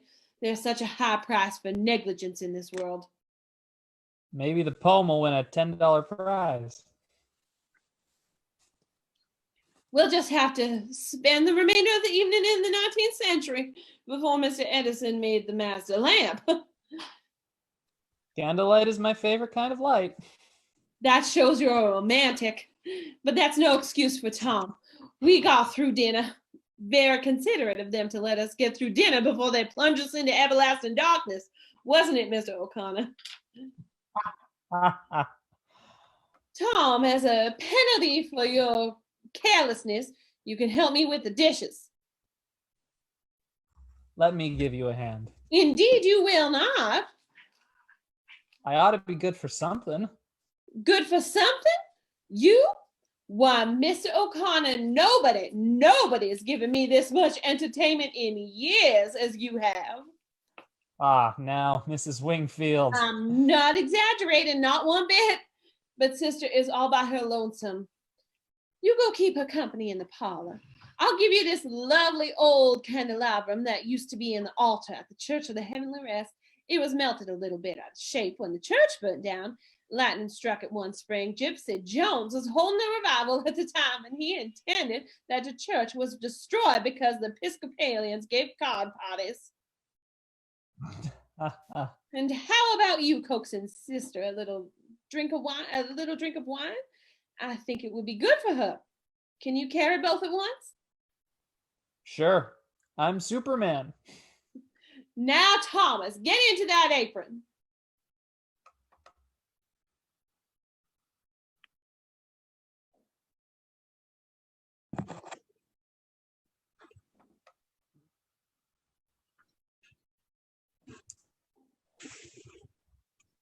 Hello there, Laura. Hello. How are you feeling now? Better? Yes, thank you. This wine is for you. A little dandelion wine. Thank you. Drink it. But don't get drunk. Where shall I set the candles? Oh, anywhere. How about here on the floor? Any objections? No. I'll spread a newspaper under to catch the drippings. I like to sit on the floor. Mind if I do? Oh, no. Give me a pillow? What? Pillow. Uh, How about you? Don't you like to sit on the floor? oh, yes, Why don't you then? I will. Take a pillow. Ah, I can't hardly see you sitting way over there. I can see you. I know. That's not fair. I'm in the limelight. Now I can see you. Comfortable? Yes. So am I comfortable as a cow? Will you have some gum? No, thank you. I think that I will indulge with your permission. Think of the fortune made by the guy that invented the first piece of chewing gum. Amazing, huh? The Wrigley Building is one of the sights of Chicago. I saw it summer before last when I went up to the Century of Progress. Did you take in the Century of Progress? No, I didn't. Well, it was quite a wonderful exposition. What impressed me most was the Hall of Science. Gives you an idea of what the future will be in America. Even more wonderful than the present time is. Your brother tells me you're shy. Is that right, Laura? I don't know. I judge you to be an old-fashioned type of girl. Well, I think that's a pretty good type to be. Hope you don't think I'm being too personal. Do you? I believe I will take a piece of your gum if you don't mind, Mr. O'Connor. Have you kept up with your singing? Singing? Me? Yes, I remember what a beautiful voice you had. When did you hear me sing? You say you've heard me sing? Oh, yes, yes, very often. I don't suppose you remember me at all. You know, I have an idea I've seen you before. I had that idea as soon as you opened the door. It seemed almost like I was about to remember your name, but the name I started to call you wasn't a name. And so I stopped myself before I said it. Wasn't it Blue Roses? Blue roses. My gosh, yes! Blue roses! That's what I had on my tongue when you opened the door. Isn't it funny what tricks your memory plays? I didn't connect you with high school somehow or other, but that's where it was. It was high school. I didn't even know you were Shakespeare's sister. Gosh, I'm sorry. I didn't expect you to. You barely knew me. We did have a speaking acquaintance. Huh. Yes, we spoke to each other. When did you recognize me? Oh, right away. As soon as I came in the door? When I heard your name, I thought it was probably you. I knew that Tom used to know you a little in high school, so when you came in the door, well, then I was sure. Why didn't you say something then? I didn't know what to say. I was so surprised. For goodness sake. You know, this sure is funny. Yes, yes, it is, isn't it, though? Didn't we have a class in something together? Yes, we did. What class was that? It was singing. Chorus. Ah, I sat across the aisle from you in the odd. yeah, now I remember. You always came in late. Yes, it was so hard for me getting upstairs. I had that brace on my leg, and it clumped so loud. I never heard any clumping. And everybody was seated before I came in. I had to walk in front of all those people. My seat was in the back row. I had to go clumping all the way up the aisle with everyone watching. You shouldn't have been self-conscious. I know, but I was, and it was always such a relief when the singing started. Yes, I've placed you now. I used to call you Blue Roses. How was it that I got started calling you that? I was out of school a little while with pleurosis. When I came back, you asked me what was the matter. I said I had pleurosis. You thought that I said blue roses. That's why you always called me after that. I hope you didn't mind. Oh no, I liked it. You see, I wasn't acquainted with many people. As I remember, you sort of stuck by yourself. I never had much at making friends. Don't see why you wouldn't. Well, I started out badly. You mean being... Yes, it sort of stood between me. You shouldn't have let it. I know, but it did, and You were shy with people. I tried not to be, but never could. Overcome it? No, I never could.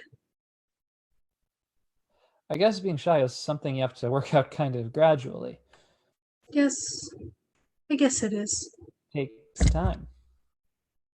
Yes. People are so dreadful when you know them. That's what you have to remember. And everybody has problems. Not just you, but practically everybody has got some problems. You think of yourself as having the only problems, as being the only one who is disappointed. But just look around you and you will see lots of people as disappointed as you are. For instance, I hoped when I was going to high school that I would be further along at this time, 6 years later, than I am now. You remember that wonderful write-up I had in The Torch? Yes. It said I was bound to succeed in anything I went into.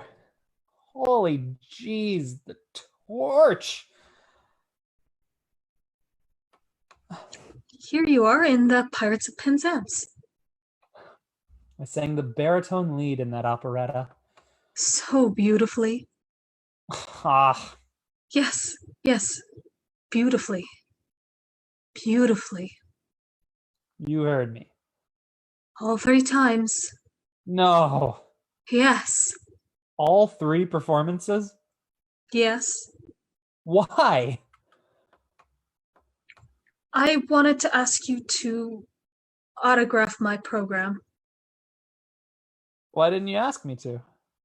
You were always surrounded by your own friends so much that I never had a chance to. You should have just,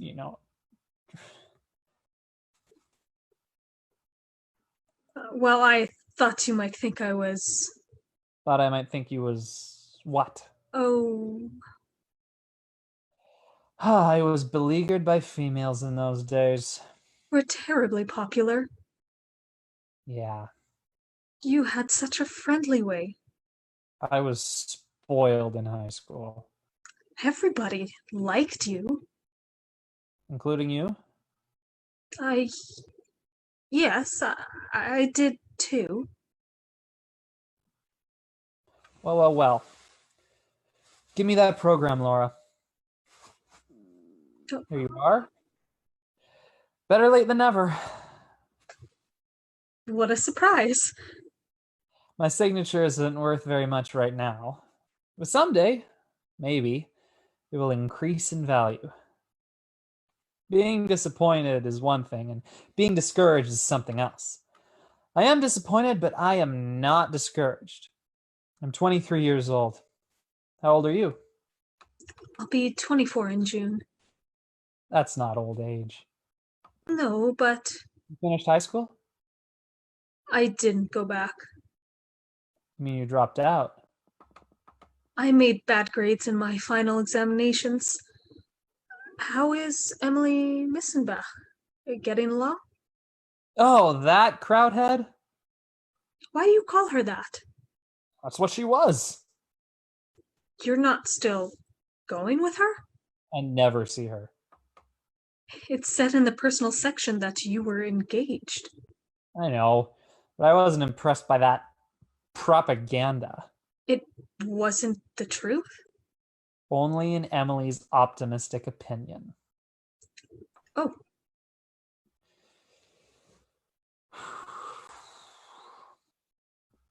What have you done since high school? Nothing much. You must have been doing something these 6 long years. Oh, yes. Well, then, such as what? I took a business course at business college. How did that work out? Well, not very well. I had to drop out. It gave me indigestion. What are you doing now? I don't do anything much. Please don't think I sit around doing nothing. My glass collection takes up a good deal of time. Glass is something you have to take good care of. What did you say about glass? Collection, I said. I have one. You know what I judge to be the trouble with you?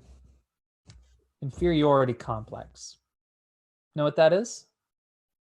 That's what they call it when someone low rates himself. I understand it because I had it too. Although my case was not so aggravated as yours seems to be.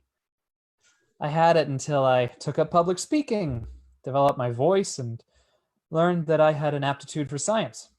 Before that time, I never thought of myself as being outstanding in any way whatsoever. Now, I've never made a regular study of it, but I have a friend who says I can analyze people better than doctors that make a profession of it. I don't claim that to necessarily be true, but I can sure guess a person's psychology, Laura. Excuse me, Laura. I always take it out when the flavor is gone. I'll use this scrap of paper to wrap it in. I know how it is to get stuck in a shoe. Yep. That's what I judge to be your principal trouble. A lack of confidence in yourself as a person. You don't have the proper amount of faith in yourself. I'm basing that fact on a number of your remarks and also on certain observations I've made. For instance, that clumping you thought was so awful in high school, you say you even dreaded to walk into class. You see what you did? You dropped out of school. You gave up an education because of a clump, which, as far as I know, was practically non-existent. A little physical defect is what you have. Hardly noticeable even. Magnified thousands of times by imagination. You know what my strong advice to you is? Think of yourself as superior in some way. In what way would I think? Why, man alive, Laura. Just look about you a little. What do you see? A world full of common people. All of them born and all of them going to die. Which of them has 1/10 of your good points? Or mine? Or anybody else's? As far as that goes, gosh, everybody excels in some one thing, some in many. All you've got to do is discover in what. Take me, for instance. My interest happens to lie in electrodynamics. I'm taking a course in radio engineering at night school, Laura, on top of a fairly responsible job at the warehouse. I'm taking that course and studying public speaking. Oh. Because I believe in the future of television. I wish to be ready to go up right along with it. Therefore, I'm planning to get in on the ground floor. In fact, I've already made the right connections, and all that remains is for the industry to get underway. Full steam, knowledge. Zip, money, zip, power. That's the cycle democracy is built on. I guess you think I think a lot of myself. No, Now, how about you? Isn't there something you take more interest in than anything else? well, I do. As I said, I have my glass collection. I'm not right sure I know what you're talking about. What kind of glass is it? Little articles of it. They're ornaments mostly. Most of them are little animals made out of glass, the tiniest little animals in the world. Mother calls them a glass menagerie. Here's an example of one, if you'd like to see it. This is one of the oldest. It's nearly 13. Oh, be careful. If you breathe, it breaks. I better not take it. I'm pretty clumsy with things. But go on. I trust you with him. There, now you're holding him. Gently. Hold him over the light. He loves the light. You see how the light shines through him? Sure does shine. I shouldn't be partial, but he is my favorite one. What kind of a thing is this one supposed to be? Haven't you noticed the single horn on his forehead? A unicorn, huh? Mm-hmm. Unicorns. Aren't they extinct in the modern world? I know. Poor little fellow. He must feel sort of lonesome. Well, if he does, he doesn't complain about it. He stays on a shelf with some horses that don't have horns, and all of them seem to get along nicely together. How do you know? I haven't heard any arguments among them. No arguments, huh? Well, that's a pretty good sign. Where shall I set him? Put him on the table. They all like a change of scenery once in a while.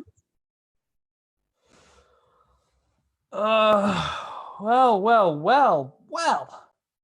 Look how big my shadow is when I stretch. Oh yes, it stretches across the ceiling. I think it stopped raining. Where does the music come from? From the Paradise dance hall across the alley. How about cutting the rug a little, Miss Wingfield? Oh, Or is your program filled up? Let me have a look at it. Why? Every dance is taken. I'll just have to scratch some out. Ah, a waltz. I can't dance. There you go, that inferiority stuff. I've never danced in my life. Come on, try. But I'd step on you. I'm not made out of glass. How how how do we start? Just leave it to me. You hold your arms out a little, Like this? little bit higher. Right. Now don't tighten up. That's the main thing about it. Relax. It's hard not to. Okay. I'm afraid you can't budge me. What do you bet I can't? Goodness, yes you can. Let yourself go now, Laura. Just let yourself go. I'm Come on. trying. Not so stiff. Easy does it. I know, but I'm... Loosen the backbone. There now. That's a lot better. Am I? Lots better. Oh my. Oh my goodness. Oh, what did we hit on? Table. Did something fall off it? I think. Yes. I hope that it wasn't the little glass horse with the horn. Yes. Oh, is it broken? Now it's just like all the other horses. It's lost its... Horn. It doesn't matter. Maybe it's a blessing in disguise. You'll never forgive me. I bet that was your favorite piece of glass. I don't have favorites much. It's no tragedy, Freckles. Glass breaks so easily, so no matter how careful you are, the traffic jars, the shelves, and things fall off them. Still, I'm awfully sorry that I was the cause. I'll just imagine he had an operation. The horn was removed to make him feel less freakish. Now, he will feel more at home with the other horses, the ones that don't have horns. That's very funny. I'm glad to see that you have a sense of humor. You know, you're, well, very different. Surprisingly different from anyone else I know. Do you mind me telling you that? I mean it in a nice way. You make me feel sort of, I don't know how to put it. I'm usually pretty good at expressing things, but this is something that I don't know how to say. Has anyone ever told you that you were pretty? Laura looks up slowly with wonder and shakes her head. Well, you are. In a very different way from anyone else. And all the nicer because of the difference, too. I wish that you were my sister. I'd teach you to have some confidence in yourself. The different people are not like other people. But being different is nothing to be ashamed of, because other people are not such wonderful people. They're 100 times 1,000. You're 1 times 1. They walk all over the earth. You just stay here. They're common as weeds. But you, well, you're blue roses. But blue is wrong for roses. That's right for you. You're pretty. In what respect am I pretty? In all respects, believe me. Your eyes, your hair are pretty. Your hands are pretty. You think I'm making this up because I'm invited to dinner and have to be nice. Oh, I could do that.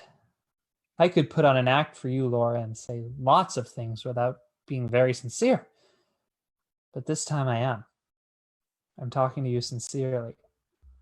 I happen to notice you had this inferiority complex that keeps you from feeling comfortable with people. Somebody needs to build your confidence up and make you proud instead of shy and turning away and blushing. Somebody ought to kiss you, Laura. He suddenly turns her about and kisses her on the lips. When he releases her, Laura sinks on the sofa with a bright, dazed look. Jim backs away and fishes in his pocket for a cigarette. He lights a cigarette, avoiding her look. There's a peal of girlish laughter from Amanda in the kitchen. Laura slowly raises and opens her hand. It still contains the little broken glass animal. She looks at it with tender, bewildered expression. Stumbled, Sean. I shouldn't have done that. That was way off the beam. You don't smoke, do you? She looks at him, smiling, not hearing the question. He sits beside her a little gingerly. She looks at him speechlessly, waiting. He coughs and moves a little farther aside as he considers the situation and senses her feelings dimly, with perturbed. Would you care for a mint? Peppermint? Lifesaver? My pocket's a regular drugstore. Wherever I go. Laura, you know, if I had a sister like you, I'd do the same thing as Tom. I'd bring out fellows and introduce her to them. The right type of boys of a type to appreciate her. Only, well, you made a mistake about me. Maybe I've got no call to be saying this. That may not have been the idea in having me over. But what if it was? There's nothing wrong about that. The only trouble is, in my case, I'm not in a situation to do the right thing. I can't take down your number and say I'll phone. I can't call up next week and ask for a date. I thought I'd better explain the situation in case you misunderstood it and hurt your feelings. You won't call again? No, Laura, I can't. As I was just explaining, I've got strings on me, Laura. I've been going steady. I go out all the time with a girl named Betty. She's a homegirl like you, and Catholic, and Irish, and in a great many ways we get along fine. I met her last summer on a moonlight boat trip up the river to Alton on the Majestic. Well, right away from the start, it was love. Being in love has made a new man of me.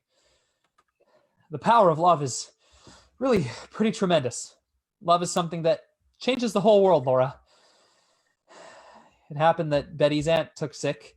She got a wire and had to go Centralia, so Tom, when he asked me to dinner, I naturally just accepted the invitation, not knowing that you, that he, that I... Huh. I'm a stumble, John. She bites her lip, which was trembling, and then bravely smiles. She opens her hand again on the broken glass ornament. Then she gently takes his hand and raises it level with her own. She carefully places the unicorn in the palm of his hand, then pushes his fingers closed upon it. What are you doing that for? You want me to have him, Laura? What for? A souvenir. At this moment, Amanda rushes brightly in back from the front room. She bears a pitcher of fruit punch in an old-fashioned cut glass pitcher and a plate of macaroons. The plate has a gold border and poppies painted on it.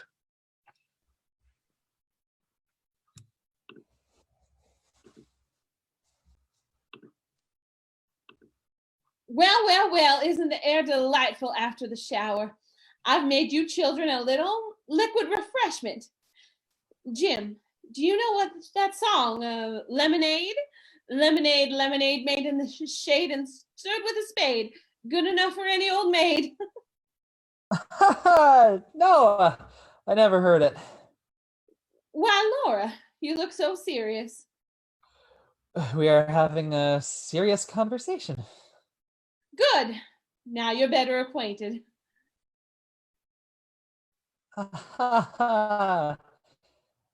Yes. You modern young people are much more serious-minded than any generation of mine. I was so gay as a girl. You haven't changed, Mrs. Wingfield. Tonight I'm rejuvenated. The gaiety of the occasion. Mr. O'Connor. Oh, I'm baptizing myself. Here, let me... There. Now I discovered we had some maraschino cherries. I dumped them in, juice and all. You shouldn't have gone to that trouble, Mrs. Wingfield. Trouble? Trouble? Why, it was loads of fun. Didn't you hear me cutting up in the kitchen? I bet your ears were burning. I told Tom how outdone with him I was for keeping you to himself for so long a time. He should have brought you over much, much sooner. Well, now, you found your way. I want you to be a very frequent caller, not just occasional, but all the time. Oh, we're going to have a lot of gay times together. I see them coming. Just breathe that air. So fresh, and the moon's so pretty. I'll skip back out. I know where my place is when young folks are having a serious conversation. Oh, don't go out, Mrs. Wingfield. The fact of the matter is I've got to be going. Going now? You're joking. Why, it's only the shank of the evening, Mr. O'Connor. Oh, you know how it is. You mean you're a young working man and have to keep working man's hours? We'll let you off early tonight, but only on the condition that next time you stay later. What's the best night for you? Isn't Saturday night the best night for all young working men? I have a couple of time clocks to punch, Mrs. Wingfield. One at morning, another one at night. My, but you are ambitious. You work at night too? No, ma'am. Not work, but Betty. Betty? Oh. Betty, who's Betty? Oh, just a girl. The girl I go steady with. Oh. Is it a serious romance, Mr. O'Connor? We're going to be married the second Sunday in June. Oh, how nice. Tom didn't mention that you were engaged to be married. The cat's not out of the bag at the warehouse yet. You know how they are. They call you Romeo and stuff like that. It's been a wonderful evening, Mrs. Wingfield. I guess this is what they mean by Southern hospitality. No, it really wasn't anything at all. I hope it doesn't seem like I'm rushing off, but I promised Betty I'd pick her up at the Wabash Depot, and by the time I get my jalopy down there, her train will be in. Some women are pretty upset if you keep them waiting. Oh, yes, I know. The tyranny of women. Goodbye, Mr. O'Connor. I wish you luck and happiness and success. All three of them, and so does Laura, don't you, Laura? Yes. Goodbye, Laura. I'm certainly going to treasure that souvenir. And don't you forget the good advice I gave you. So long, Shakespeare! Thanks again, ladies. Good night. He grins and ducks jauntily out, still bravely grimacing. Amanda closes the door on the gentleman caller. Then she turns back to the room with a puzzled expression. She and Laura don't dare to face each other. Laura crouches beside the Victrola and winds it. Things have a way of turning out so badly. I don't believe that I would play the Victrola. Well. Gentleman caller was engaged to be married. Tom? Yes, Mother? Come in here a minute. I want to tell you something awfully funny. Has the gentleman caller gotten away already? The gentleman caller has made an early departure. What a wonderful joke you played on us. How do you mean? You didn't mention that he was engaged to be married. Jim, engaged. That's what he just informed us. I'll be jiggered. I didn't know about that. That seems very peculiar. What's peculiar about it? Didn't you call him your best friend down at the warehouse? He is, but how did I know? It seems extremely peculiar that you wouldn't know your best friend was going to be married. The warehouse is where I work, not where I know things about people. You don't know things anywhere. You live in a dream. You manufacture illusions. Where are you going? I'm going to the movies. That's right. Now that you've had us make such fools of ourselves, the effort, the preparations, all the expense, the new floor lamp, the rug, the clothes for Laura, all for what? To entertain some other girl's fiance. Go to the movies, go. Don't think about us, a mother deserted, an unmarried sister who's crippled and has no job. Don't let anything interfere with your selfish pleasure. Just go to the movie. All right, I will. The more you shout about my selfishness to me, the quicker I'll go, and I won't go to the movies. Go then. Go to the moon, you selfish dreamer. Tom smashes his glass on the floor. He plunges out of the fire escape, slamming the door. Laura screams, cut by a door. Dance hall music goes up. Tom goes to the rail and grips it desperately, lifting his face in the chill white moonlight, penetrating the narrow abyss of the alley. I didn't go to the moon. I went much further. For time is the longest distance between two places. Not long after that, I was fired for writing a poem on the lid of a shoebox. I left St. Louis. I descended the steps of this fire escape for the last time and followed from then on in my father's footsteps, attempting to find in motion what was lost in space. I traveled around a great deal. The cities swept about me like dead leaves, leaves that were brightly colored but torn away from the branches. I would have stopped, but I was pursued by something. It always came upon me unawares, taking me altogether by surprise. Perhaps it was a familiar bit of music. Perhaps it was only a piece of transparent glass. Perhaps I am walking along a street at night in some strange city before I have found companions. I pass the lighted window of a shop where perfume is sold. The window is filled with pieces of colored glass, tiny transparent bottles in delicate colors, like bits of shattered rainbow. And then all at once, my sister touches my shoulder. I turn around and I look into her eyes. Laura, I tried to leave you behind me, but I am more faithful than I intended to be. I reach for a cigarette. I cross the street. I run into the movies or a bar. I buy a drink. I speak to the nearest stranger, anything that can blow out your candles. For nowadays, the world is lit by lightning. Blow out your candles, Laura. And so, goodbye. The lights go out. The end.